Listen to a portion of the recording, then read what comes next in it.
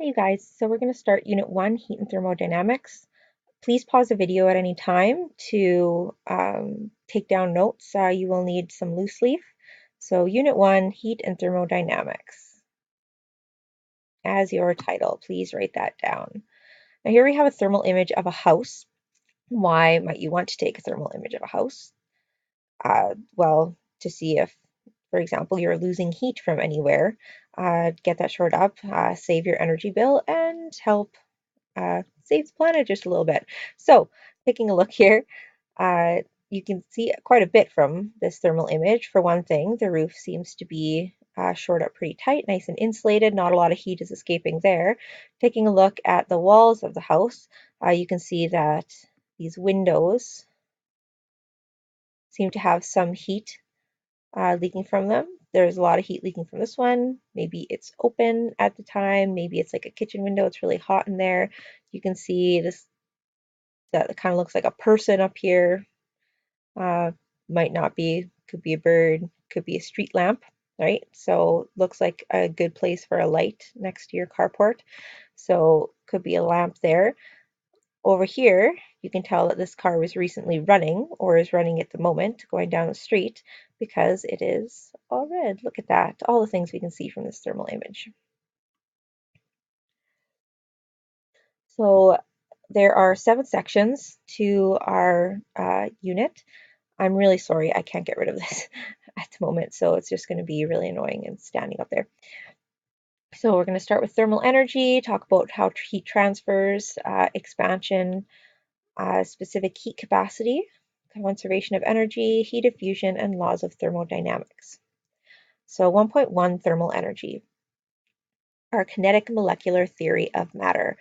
So shortened to KMT because we're lazy physicists, is used to describe thermal energy, heat, and temperature. Now these 3 things are related, but they are not the same thing. And what our kinetic molecular theory of matter states is that all matter is composed of small particles. Particles are in constant motion. Moving particles have kinetic energy, and all collisions are perfectly elastic. So all matter is composed of small particles. You should know what those particles are called. They are atoms. Okay, so all matter is basically composed of atoms. Particles are in constant motion, so they are always moving. Moving particles have kinetic energy, so if you are moving, you have kinetic energy. Kinetic energy is just the energy of movement.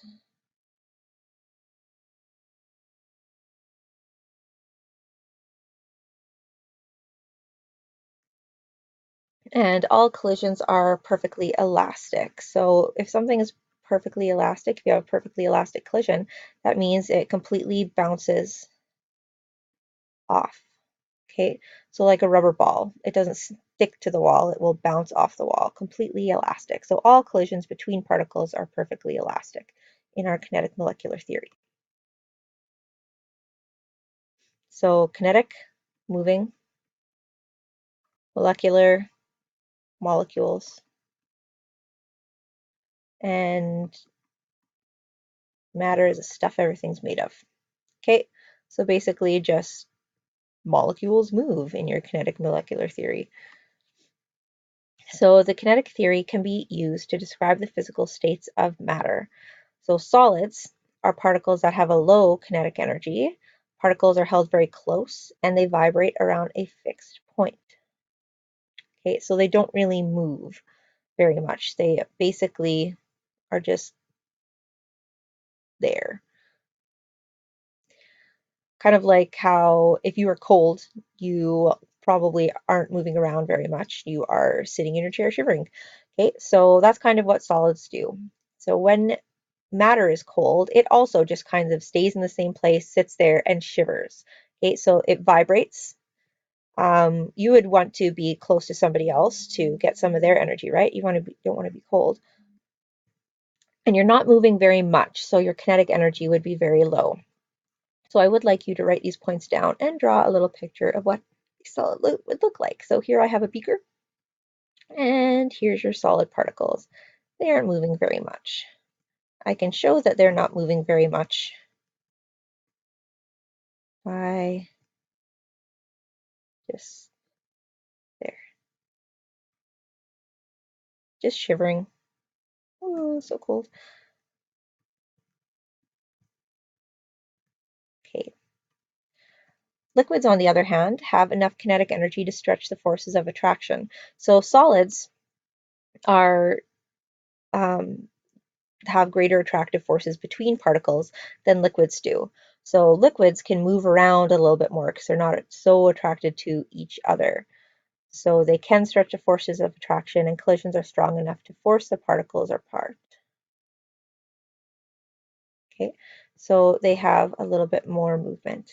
So they can move around a little bit in their container. So liquids, a bit more spaced out, more room to move, so they can move around.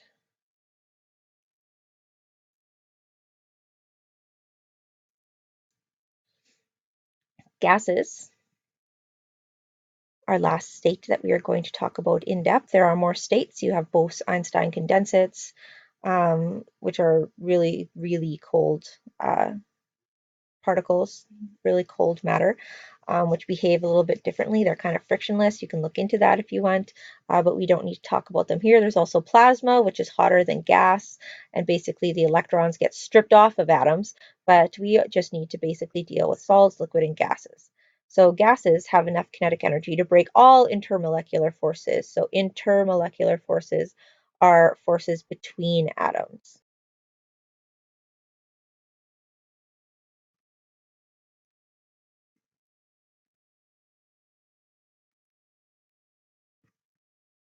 Or molecules. Molecules.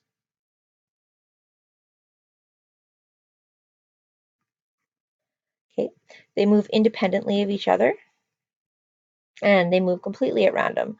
So gases, I have my container here. The gases aren't restricted to the container, they can move out and they are moving faster, shown by larger arrows. So particles move at random, they move independently of each other, and there's enough kinetic energy, so high kinetic energy, to break all intermolecular forces, so they are not attached to other molecules at all. They bounce around all over the place like crazy hyperchildren. Okay, so thermal energy, temperature, and heat. So I already said they are not the same things. They are related. They're all related to heat, thermal energy, but they are not the same. So your thermal energy is like your total energy. So your total energy is your thermal energy. All right. What your total energy or thermal energy contains is not just how many particles you have contained in something, but also their kinetic energy. So you figure out your thermal energy by taking your number of particles multiplied by the kinetic energy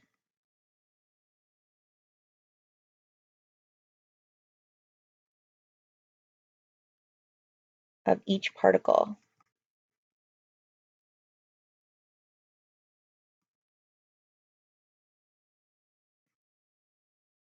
Okay, so number of particles multiplied by the kinetic energy of each particle. So that will tell you how much total energy you have in a system. So if I take a look at this cup of coffee, let's say it's full up to here. It's really hot. I can't touch it. I have to blow on it a little bit to make sure it cools down. So that means that the particles inside the coffee, so they are liquid, so they're spread out a little bit, are moving pretty fast. Okay. So when you have kinetic energy, that will raise your temperature. So higher kinetic energy means a raise in temperature. So my coffee has a lot of kinetic energy. It's hot, but there are not very many particles, so its thermal energy is not actually very much. So if I were to compare this coffee to, for example, like an iceberg, say the iceberg that sunk the Titanic.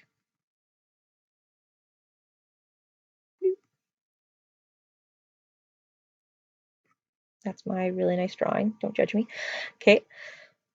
The particles aren't moving very fast, so they're moving very, very slow, but there are a lot of them.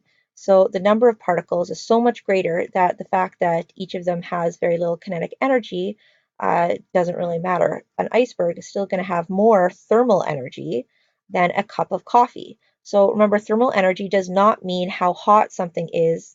It's how many particles you have multiplied by how fast each of those particles are moving. Okay,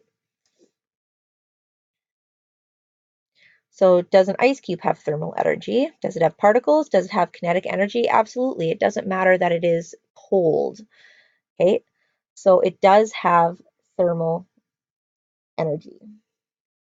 You could calculate it by figuring out how much particles our ice has multiplied by the kinetic energy, how fast each of those particles is moving. So heat is represented by the symbol Q.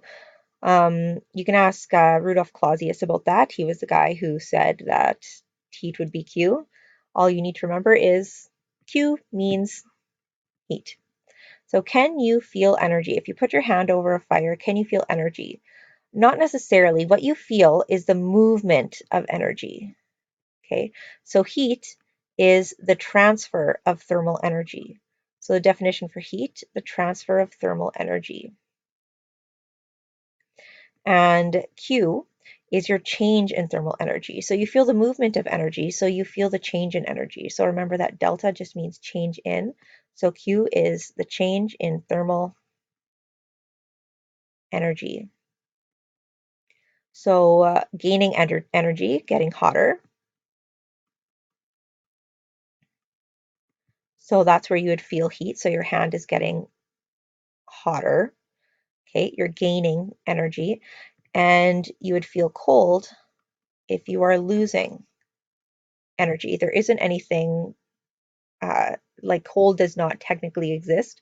You don't gain cold from touching an ice or holding an ice cube. What you're doing is you're losing heat. So you're either gaining heat or losing heat. So you're either gaining energy or losing energy. Sorry, that's really messy. Temperature, on the other hand, is a measure of the average kinetic energy of the particles of matter. So if the particles have more energy than the thermometer, they will give energy and the temperature will read higher. If the particles have less energy than the device, than your thermometer, they will take some of that temperature or take some of that energy and it'll read lower. So temperature is not a measure of heat, it is a measure of how fast, on average, the particles are moving.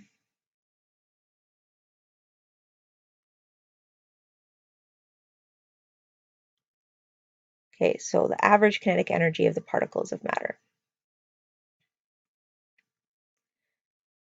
Okay. There is a wide range of temperatures, so interstellar space, and this is in kelvins, which we are going to talk about. Um, very, very cold.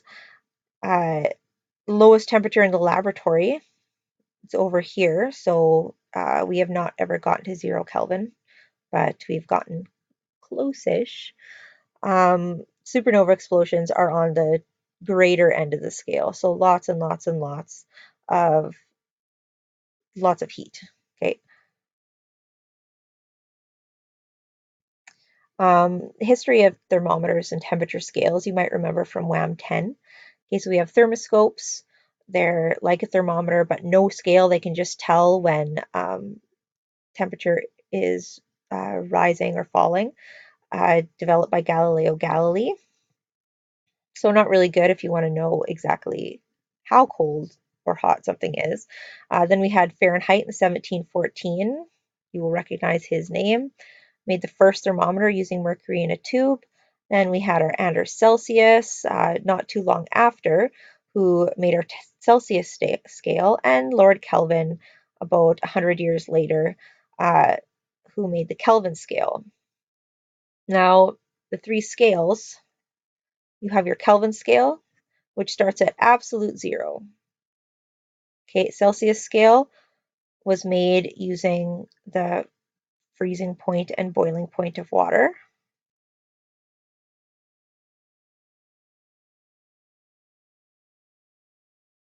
Fahrenheit, the first scale, as legend goes, the bottom of his scale, so his zero, where are you, zero? Okay, so 0 Fahrenheit was a mix of ice and salt. And then his 100 he chose as human body temperature.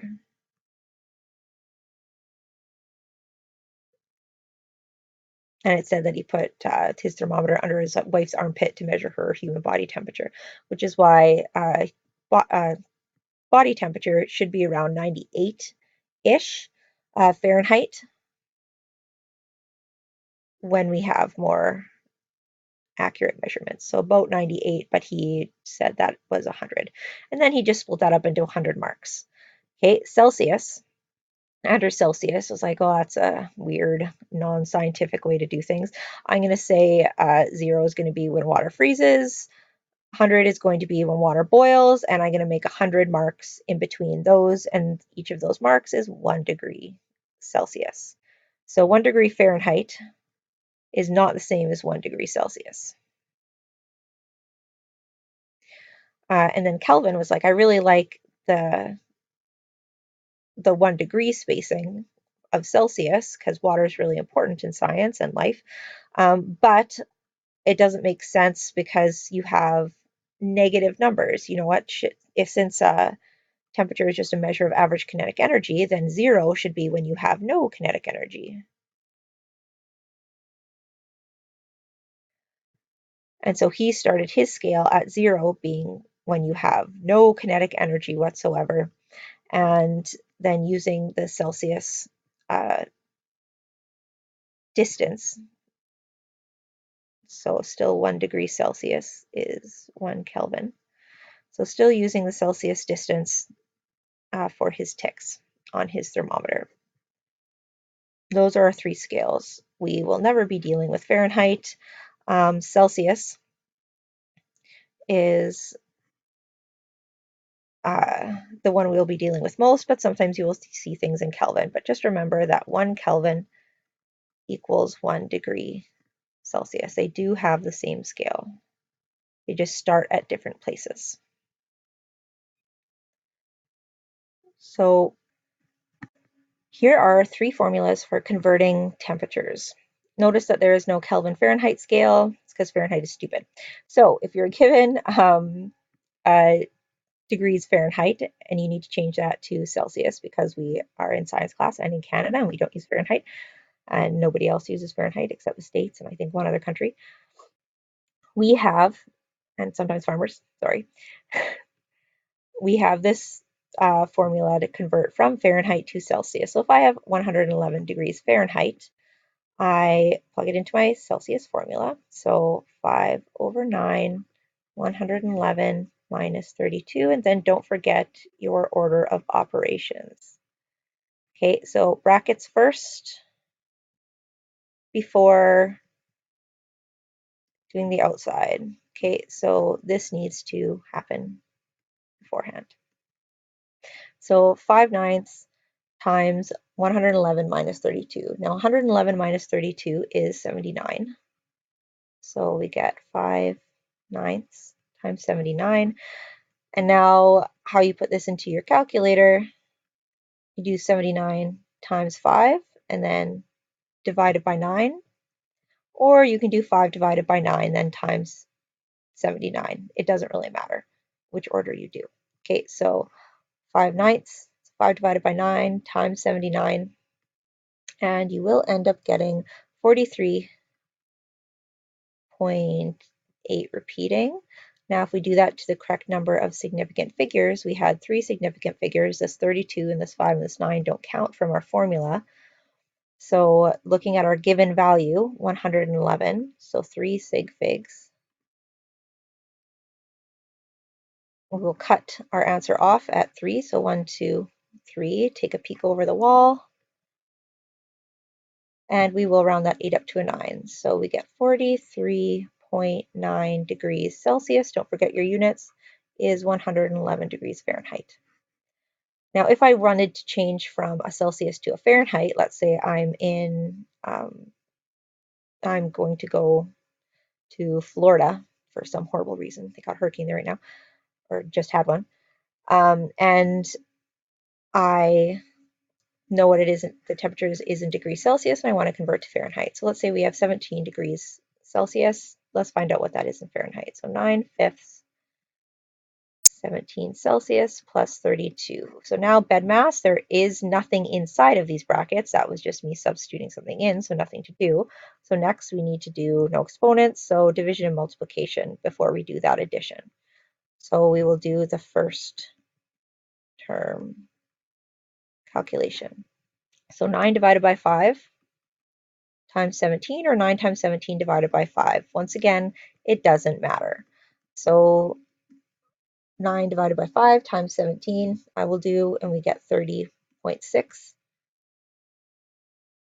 plus 32, and we get 62.6 degrees Fahrenheit. Don't forget to put your units, and let's check our significant figures. So 2 significant figures here. So we need 2 significant figures in our answer. So 63 degrees Fahrenheit. All right, lastly, converting to Kelvin is really easy when you have degrees Celsius. So all you need to do is add 273. It's actually about 273.15, but we are not going to worry about that level of certainty. We're fine with just saying plus 273. So negative 35 degrees Celsius, add 273 to that, and we see what we get. Kelvin. So this is like 273 minus 35, so we get 238 Kelvin. Now, since we aren't doing any multiplication, we're just doing addition and subtraction. It's just to the like lowest decimal, so we're just rounding to the ones for this. So 238 Kelvin, not two significant figures since it's not multiplication or dividing. Okay, so your assignment, please round your answers for number 5 and number 6 to the nearest tenth. So don't worry about sig figs for number 5 and 6. Just round to the nearest tenth, please. All right, and you can get started.